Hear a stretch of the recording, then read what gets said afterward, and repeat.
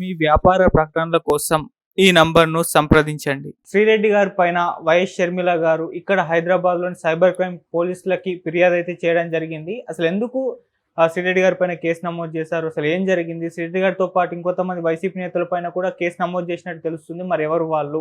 So ఈ అంశం మీద డిస్కస్ చేయడానికి ప్రజెంట్ మనతో పాటు సీనియర్ జర్నలిస్ట్ జయదేవ్ గారు ఉన్నారు. వారితో డిస్కస్ చేద్దాం. సార్ నమస్కారం. సార్ నమస్తే. సార్, షర్మిల గారు ఇక్కడ సైబర్ క్రైమ్ పోలీసులకు అటు శ్రీరెడ్డి గారి పైనతో పాటు ఇంకొంతమంది వైఎస్ నేతల పైన కూడా కంప్లైంట్ చేసిందంట కదా సార్, అసలు రీజన్ ఏంటి, ఏమైంది సార్? శ్రీరెడ్డి గారు, అలాగే పంచ్ ప్రభాకరు, తర్వాత ఇంకో ఆయన పేరు గుర్తు రావట్లేదు, ఒక ముఖ్యంగా వీళ్ళు ముగ్గురు పేర్లు వినిపిస్తున్నాయి. బట్ ఇంకొంతమంది ఉన్నారు. వీళ్ళందరిపైన కూడా షర్మిల గారు కంప్లైంట్ చేశారు. అయితే ఇక్కడ రెండు సందేహాలు వస్తున్నాయి చాలామందికి. మొదటిది, ఆవిడ కంప్లైంట్ చేస్తే ఆవిడ అక్కడ ఆంధ్రాలో ఉన్నారు, ఆంధ్రాలో క్యాన్వాసింగ్ చేస్తున్నారు కాబట్టి ఆంధ్రాకిలో ఇవ్వచ్చు కదా, అక్కడ ఎందుకు ఇవ్వలేదని ఒక సందేహం. రెండవది, ఇట్లా కంప్లైంట్ ఇవ్వడం వల్ల ఏమైనా చర్యలు తీసుకోబడతాయా లేదా అనేది ఇంకో సందేహం. ఓకే.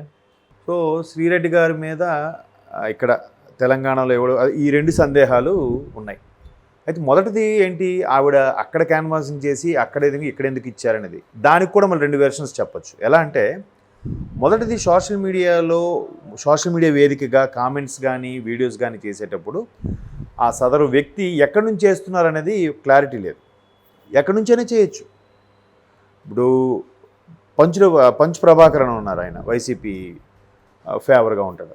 ఆయన వాస్తవానికి యూఎస్లో ఎక్కడ ఉంటాడు, ఆయన వచ్చి వెళ్తుంటాడు. మరి యూఎస్ నుంచి కూడా చేయొచ్చు కదా. సో మొన్న రీసెంట్గా మీకు ఒకటి చూస్తే, రష్మిక మందన గారి మీద ఒక వీడియో వచ్చింది. అంటే ఆవిడ కొద్దిగా అసభ్యంగా చూపిస్తూ ఒక నార్త్ ఇండియా ఫేస్ ఉన్న ఆవిడని తీసి ఈవిడ ఫేస్ పెట్టి అది మార్ఫింగ్ చేశారు. వాస్తవానికి ఆయన ఎక్కడో ఢిల్లీలో జరిగింది, బట్ ఆయన మూలాలు ఇక్కడ గుంటూరు జిల్లాకు చెందిన వ్యక్తిగా గుర్తించారు. సో ఇప్పుడు నెట్ వచ్చాక ఈ రెవల్యూషన్, నెట్వర్క్ సంబంధించిన రెవల్యూషన్ వచ్చిన తర్వాత పర్సనల్ ఇక్కడ కూర్చొని ఎక్కడెక్కడో వ్యక్తులతో కూడా మాట్లాడుతున్నాడు, లైవ్లో చూస్తున్నాం.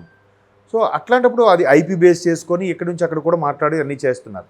వాళ్ళని ట్రేస్ అవుట్ చేయడం కొద్దిగా కష్టం అవుతుంది. సో అలాగా ఎక్కడైనా చేయొచ్చు. అయితే ఇక్కడ ఆవిడ ఆంధ్రాలో కంప్లైంట్ ఇవ్వకుండా ఎక్కడెందుకు వచ్చి ఇచ్చారు అని అంటే, మొదటిది, ఆంధ్రాలో ఇస్తే వైసీపీ సానుభూతి పరులే కాబట్టి, వైసీపీకి ఫేవర్గా ఉండే వ్యక్తులే కాబట్టి వాళ్ళ మీద చర్యలు తీసుకోకపోవచ్చు అనే ఉద్దేశంలో అక్కడ ఇవ్వలేదేమో. ఆవిడ ఈ వ్యాఖ్యలు కూడా చేశారని విన్నాను, మరి ఎంతవరకు వాస్తవం తెలియదు. కానీ ఆంధ్ర పోలీసుల మీద నాకు నమ్మకం లేదు అన్నట్టు కూడా వ్యాఖ్యలు చేశారట. బట్ నేను అది చూడలేదు. బట్ సోషల్ మీడియాలో వైరల్ అవుతుంది అది. అట్లా అలా వ్యాఖ్యలు చేసేటప్పుడు ఏమనిపిస్తుందంటే, ఎందుకు ఆ విధంగా వ్యాఖ్యలు చేశారు అని అంటే, గతంలో కూడా చాలా సందర్భాల్లో హైకోర్టు మొట్టికాయలు పెట్టినప్పుడు కొన్ని చర్యలు తీసుకోలేదు. ఇప్పుడు ఎక్కడైనా సరే కోర్టు పలానా జడ్జిమెంటు, పలానా తీర్పు అది ఇచ్చినప్పుడు దాన్ని ఆచరణలో పెట్టాల్సింది, అమలుపరచాల్సింది డిపార్ట్మెంట్ వాళ్ళు. సో వాళ్ళు సరిగ్గా అమలుపరచకపోతే డైరెక్ట్గా జడ్జెస్, న్యాయమూర్తులు వచ్చి రంగంలోకి దిగి మీరు చేయండి అని చెప్పరు కదా. సో అదొక పాయింట్. ఇకపోతే రెండో పాయింట్ ఏంటంటే, అట్లాంటివి చాలా జరిగాయి కాబట్టి ఒకవేళ కోర్టు తీర్పు ఇచ్చినా కూడా వీళ్ళు సరిగ్గా వాళ్ళ సానుభూతి పరులు కాబట్టి చర్యలు తీసుకోకపోవచ్చు అనే ఉద్దేశం అయి ఉండొచ్చు మేబీ. రెండోది, ఎక్కడికి ఎందుకు వచ్చి ఇచ్చారని అంటే, ఇక్కడ వాళ్ళ ప్రభుత్వం ఉంది, కాంగ్రెస్ ప్రభుత్వం, రేవంత్ రెడ్డి గారు పైగా బాగా పరిచయం. సో ఇక్కడిస్తే సీరియస్గానే యాక్షన్ తీసుకుంటారు. తర్వాత ఎక్కడిచ్చినా సోషల్ మీడియా వేదికగా ఎక్కడి నుంచైనా కామెంట్స్ చేయొచ్చు కాబట్టి, ఎక్కడ కేసు ఫైల్ చేస్తే దీన్ని బేస్ చేసుకుని వాళ్ళ ఇన్వెస్టిగేషన్ ఎక్కడి వరకైనా ఖండాంతరాలు దాటించని తీసుకెళ్లే ఛాన్సెస్ ఉన్నాయి. వాళ్ళు సుపీరియర్స్, డీజీపీ స్థాయి వ్యక్తులు పర్మిషన్ తీసుకొని వాళ్ళు వెళ్ళి ఎక్కడికైనా ట్రేస్ అవుట్ చేసి, ఇవాళ రేపు సైబర్ క్రైమ్స్ అవి కూడా చాలా టెక్నాలజీ కూడా డెవలప్ చేశారు. తెలంగాణలో అయితే ఎస్పెషల్లీ దానికి సంబంధించి ఒక స్ట్రాంగ్ రూమ్ లాంటిది కూడా ఒకటి కట్టి మన బంజారా హిల్స్ రోడ్ నెంబర్ 12లోకి వెళ్తే కట్టారు పెద్ద బిల్డింగ్. సో దాన్ని వేదికగా చేసుకొని కూడా మంచి హై టెక్నాలజీని యూజ్ చేసి కూడా ఇక్కడ బాగా పెర్ఫామ్ చేస్తున్నారని కూడా అనుకుని ఉండొచ్చు. కాకపోతే ఎట్లా ఉంటుందంటే, రాజుగారి మీద కంప్లైంట్ ఇవ్వాలంటే రాజుగారి పెద్ద భార్యకైనా ఇవ్వాలి, చిన్న భార్యకైనా ఇవ్వాలి. పెద్ద భార్యకి ఇవ్వకుండా చిన్న భార్యకి ఎందుకు ఇచ్చారంటే, పెద్ద భార్య సరిగ్గా పట్టించుకోరనే అర్థం వస్తుంది. అలాంటి అర్థం కాకపోయినా ఆవిడకి ఇక్కడ కాంగ్రెస్ ప్రభుత్వం కాబట్టి సెక్యూర్గా వాళ్ళకి ఫేవర్గా కరెక్ట్గా చేసి పెడతారనే ఉద్దేశంతో చేయొచ్చు. మరోవైపు సోషల్ మీడియా వేదికగా చాలామంది అసభ్యంగా కూడా మాట్లాడుతున్నారు, పర్సనల్గా వెళ్ళిపోతున్నారు. మొన్న ఒక అనితారెడ్డి అంటే ఎవరు ఆవిడ ట్విట్టర్లో పోస్ట్ చేశారు. మరీ ఎట్లా ఉందంటే జగన్మోహన్ రెడ్డి గారి చెల్లెలైన షర్మిల గారు ఆయన మొదటి భార్య అనిల్ గారి మొదటి భార్యకి ఇట్లా దారుణంగా టార్చర్ పెట్టారు. వాళ్ళ అమ్మాయి కూడా ఉంది, వాళ్ళ అమ్మాయికి పెళ్లి కాకుండా చేస్తున్నారు. ఈవిడ పిల్లలకి పెళ్ళి అయితే కానీ ఆ పిల్లలకి పెళ్లి చేయకూడదని కండిషన్ పెట్టారు.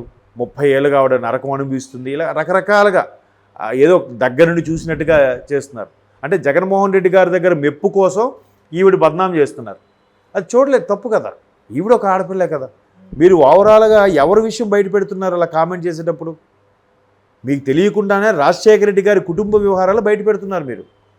రాజశేఖర రెడ్డి గారి కుటుంబ వ్యవహారం అంటే జగన్మోహన్ రెడ్డి గారి కుటుంబ వ్యవహారం కాదా? మీ కుటుంబ వ్యవహారం మీరే రోడ్డున పడేసుకున్నట్టు అవుతుంది. అఫ్కోర్స్ అక్కడ జగన్మోహన్ రెడ్డి గారికి ప్రమేయం లేకపోవచ్చు. వీళ్ళే జగన్మోహన్ రెడ్డి గారి దృష్టి మా మీద పడాలి, లేదా జగన్మోహన్ రెడ్డి గారు మెప్పు పొందాలి, ఆయన ఏదో మాకు మెడల్స్ ఇచ్చేయాలనే ఉద్దేశంతో ఆయన దగ్గర మెప్పు కోసం ఈవిని బద్నాం చేయడం ఎంతవరకు కరెక్టు? గతంలో పవన్ కళ్యాణ్ గారిని కూడా అలాగే చేశారు. ఆయన ప్రభుత్వం మీద ప్రశ్నిస్తే 3 పెళ్లి చేసుకున్నాడు. పోలవరం ప్రాజెక్టు ఎందుకు పూర్తి చేయలేదు? 3 పెళ్లి చేసుకున్నారు. స్పెషల్ స్టేటస్ గురించి ఏమైంది? 3 పెళ్లి చేసుకున్నారు. అవి ఎందుకే మీకు? ఆయన అడిగింది మీరు దాన్ని రాజకీయంగా చాకచక్యంగా అలాగే సమాధానం చెప్పండి. అలా చెప్పకుండా ఇలా మాట్లాడడం ఏంటి? కాబట్టి ఆవిడ మనస్తాపానికి గురయ్యి కంప్లైంట్ ఇచ్చుండొచ్చు. ఇంకోటి కూడా ఉంది. మొదట్లో ఆవిడ పాపం ఇప్పుడు సభా వేదికగా మాట్లాడడం ఎవరిపైనా పేరు పెట్టి మాట్లాడతారు. జగన్మోహన్ రెడ్డి గారు అంటారు, కేసీఆర్ గారు అంటారు, రేవంత్ రెడ్డి గారు అని అంటారు కదా. అంత మాత్రాన ఆ కేసీఆర్ గారిని పేరు పెట్టి పిలిచారు, జగన్మోహన్ రెడ్డి గారిని పేరు పెట్టి పిలిచారంటే ఎంతవరకు కరెక్టు? ఏమన్నాను మరి? అప్పటికి ఆవిడ ఒక మెట్టు దిగి సర్లే వీళ్ళు ఫీల్ అవుతున్నారు, మనోభావాలు దెబ్బతిని జగనన్న గారని అంటుంది ఆవిడ. బయటకు వచ్చాక రిలేషన్స్తో మాట్లాడచ్చా? మాట్లాడకూడదు. సభా మర్యాద ఒకటి ఉంటుంది కదా. కామన్గా పేరు పెట్టే మాట్లాడతారు. న్యూస్ ఛానల్స్ ఉన్నాయి, న్యూస్ ఛానల్స్లో ఎవరిని గారు గీరు అనరు, పేరు పెట్టి మాట్లాడతారు. అది ఒక ఆ న్యూస్ ఛానల్ విధానం, మీడియా విధానం అంతే. దానికి రెస్పెక్ట్ ఇవ్వలేదంటే దానికి మనం ఏం చేస్తాం? సో అప్పటికి ఈవిడ దాన్ని కొద్దిగా తగ్గించుకొని సర్లే జగనన్న గారనే అనడం స్టార్ట్ చేశారు. అంటే ప్రతిదీ కూడా విమర్శించి మరీ పర్సనల్గా వెళ్ళిపోయే కొద్దీ ఎవరైనా మనస్తత్వానికి లోనవుతుంటారు. అది తప్పది. ఆవిడ కొంచెం ధైర్యంగా ఉంది కాబట్టి చక్కగా ఇది చేస్తున్నారు. కానీ కొంతమంది అట్లా మనస్తాపం గురైన కూడా ఉన్నారు. ఈ మధ్యకాలంలో సోషల్ మీడియా మరీ ఎలా కనిపిస్తుందంటే సోషల్ మీడియా వేదికగా అయితే పాతాళాన్ని తొక్కేస్తున్నారు, లేదంటే ఆకాశానికి ఎత్తేస్తున్నారు. అయితే అల్లంత దూరం పెడుతున్నారు, లేదా పాతాళాన్ని తొక్కేస్తున్నారు. కరెక్ట్ కాదు కదా. ఎవరైనా సెన్సిటివ్గా ఉన్నారనుకోండి, ఏదైనా చేసుకుంటే దానికి బాధ్యులు మీరా? చూడకుండా ఎందుకు ఈ కథనాలు? ఎవరు సొంతంగా వాళ్ళు ఊహించేసి రాసేసి తప్పు కదా. మీరేం చూసారా పక్క నుండి? కాబట్టి ఇంకా అది వాళ్ళ విజ్ఞతగా వదిలేయాలి. ఏదో చేశారు చెయ్యాలి. గతంలో కూడా శ్రీరెడ్డి గారు ఇలాగే మాకు సోషల్ మీడియా వేదికగా ఎంతగా పనిచేస్తున్నాం, మాకు రావాల్సిన ఫండ్స్ రావట్లేదు అన్నట్టుకు కూడా వాపోయారు.